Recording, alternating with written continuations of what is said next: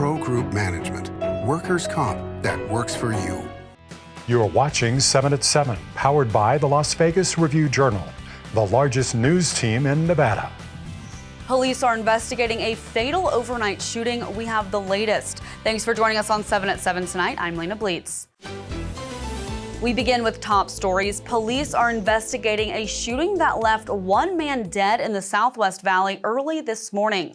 Metro said a white Dodge Charger with a black front bumper was seen circling the neighborhood multiple times just before the shooting, eventually stopping in front of a residence with several people exiting.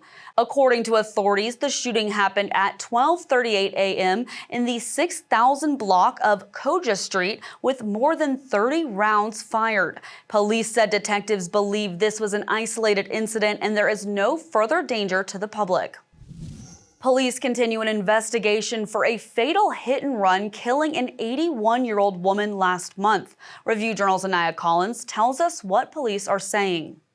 Las Vegas police updating us on that fatal crash on June 13th. Margaret Brown, known to her family as Peggy, died 3 days after she was hit by a vehicle while crossing the street near Desert Inn. Peggy did everything right that night. She walked in a marked crosswalk at the appropriate time, but somehow lost her life at the hands of a driver who cowardly fled the scene. Police, along with the victim's family, are asking those with any information that could help solve the case to come forward. I have a message to the hit-and-run driver. Turn yourself in. The longer this case is open, the worse it is going to get for you and your family. Eventually, they will find you. According to police, the suspect was driving a 2016 to 2019 Nissan Sentra. As for now, the driver is still at large. The death of Brown marks the 78th traffic-related fatality reported for Metro in 2025. For the Las Vegas Review-Journal, I'm Anaya Collins. In Health, brought to you by CenterWell Senior Primary Care. Discover primary care focused on you. Some veterans who were exposed to radiation and toxic chemicals in Nevada can't get benefits due to their work being classified, but a new bill aims to change that. Today, Nevada's Democratic Senators Jackie Rosen and Catherine Cortez Masto introduced the Forgotten Veterans Act. Review-Journal politics reporter Jessica Hill tells us what the bill would do. The bill would establish a presumption of toxic exposure for the veterans that served at the Nevada Test and Training Range and require the Secretary of the Air Force to report all who had served there in order to help them receive their benefits. In February, Representatives Mark Amodei and Susie Lee reintroduced a bill of their own to help veterans exposed to radiation in Nevada. In weather, sponsored by Star Nursery, your garden's partner for every bloomin' thing. We have a hot evening ahead with temperatures staying above 100 degrees late into the night, only dropping to the 90s around midnight and reaching an overnight low of 86 degrees by 6 a.m. The rest of the week and into the weekend will remain hot and sunny with temperatures staying in the upper 100s, looking at a high of 109 for Thursday, Friday, and Saturday, with overnight lows dropping down into the low to mid 80s. Sports brought to you by Station Casinos SCN Sports. Download the app today. I'm Dominic Wall with your sports update. Asia Wilson goes down with an injury for the second time this season. In Tuesday night's 87-78 loss to the Liberty, Wilson suffered a right wrist injury midway through the second quarter. She was subbed out a couple of minutes later and did not return to the game. Obviously, she changes the whole dynamic on both ends of the floor for us. But we can't replace her diamond. For sure not one person, two, maybe even three, four, like her production. Wilson underwent an MRI Wednesday and has been listed as questionable for Thursday night's game against the Mystics in Washington to round out a 5-game road trip. In Business, brought to you by G Bank, your best banking experience ever.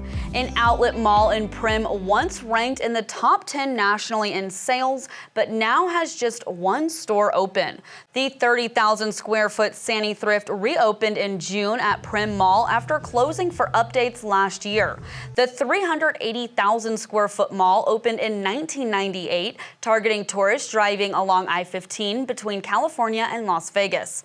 According to published reports, it was around 92% occupied just 10 years ago.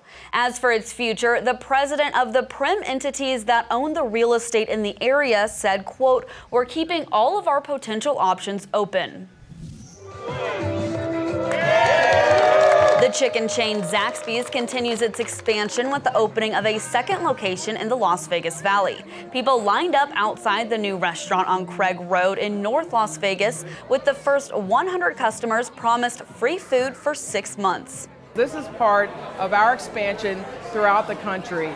So Nevada, Phoenix, Maryland, New Jersey, we're expanding out of the Southeast because we know that our guests want to love and enjoy Zaxby's wherever they live or travel to. Zaxby's opened its first Valley location in April on Blue Diamond Road. In Neon Lifestyle, sponsored by Silverton Casino Lodge, this is Lodge Vegas. We now know what will replace Picasso, the legendary restaurant that closed at Bellagio last year. Carbone Riviera, a coastal Italian seafood spot, will open this fall at the Picasso site. And just as Picasso helped usher in an era of fine dining on the Strip, Carbone Riviera will introduce a new feature to Bellagio. They're thoroughly renovating it, they're extending the terrace, and they're going to build a dock for a 33-foot mahogany miniature yacht. And it is probably the most important on-Strip restaurant opening of the year. Major Food Group, which will operate the new restaurant, also runs Carbone at Aria. Sports betting brought to you by Las Vegas Paiute Tribal Smoke and Cigar Shop. The Wimbledon semifinals are set with the women taking the court Thursday. Arina Sabalenka is a minus 125 favorite at Boyd Gaming to win the singles title, with Iga Swiatek listed as a plus 185 second choice. Amanda Anisimova is 6-1, while Belinda Bencic is a 15-1 long shot. On the men's side, Carlos Alcaraz is a minus 130 favorite to win his third straight title, with top-seeded Jannik Sinner at plus 220. Novak Djokovic is plus 460, while Taylor Fritz is an 18-1 underdog. In Neon Entertainment, sponsored by Arizona Charlie's, with live entertainment every weekend at both locations. Go to ArizonaCharlies.com to see who's playing. A legendary 80s rock band announces new shows in Vegas, although you probably can't get them alone. Neon columnist John Katzlamidas brings us the details.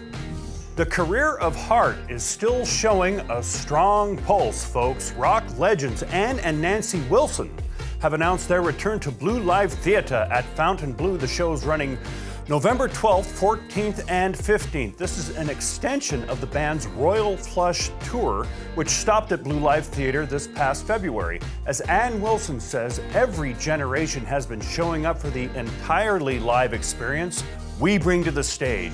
You know what else is great for every generation? The free ultimate entertainment calendar at neon.lvrj.com. Check us out for details on hundreds of shows and events. Like Las Vegas, it's open 24/7.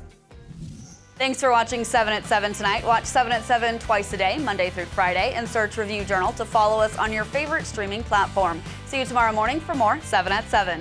Review Journal Studio, sponsored by Knock the Injury Law.